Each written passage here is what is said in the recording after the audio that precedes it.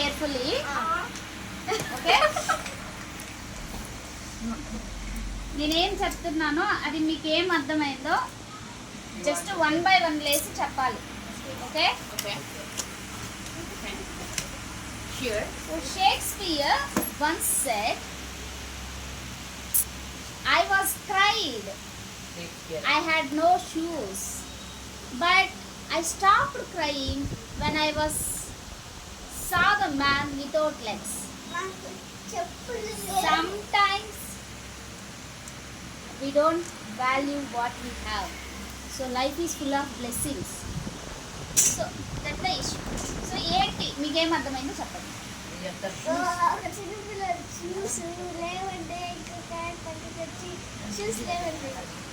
చిన్న పిల్లోడంట. Okay, Shakespeare అంటే మంచి పేరా లేకుంటే అంటే రోజంతా ఫేమస్ పోయిట్ షేక్స్పియర్. ఏం చెప్పారు? చూసి లేకపోతే బాధపడుతున్నారంట. ఆడ పక్కన చూసి లేని మనిషి, కాళ్ళు లేని మనిషిని చూసారు. అప్పుడు చూసి అదే ఇంప్రెస్ అయ్యారో లేకుంటే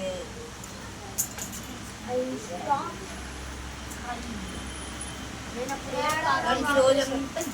ఓకే, నీకేమర్థమైంది చిన్నోడా? అబ్బాయి షేక్స్ లాగా మాట్లాడుతుంది.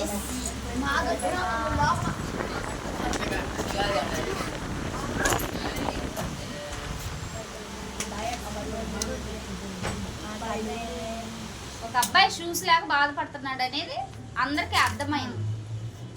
తర్వాత ఒక కాలు లేని అబ్బాయిని చూసి, ఒక కాలు లేని కాలు కాదు 2 కాళ్ళు లేవు,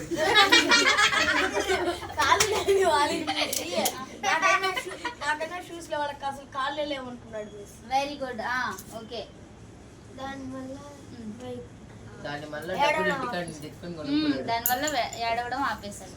సో దీన్ని బట్టి మీకేం అర్థమైంది? What is the moral? మన దగ్గర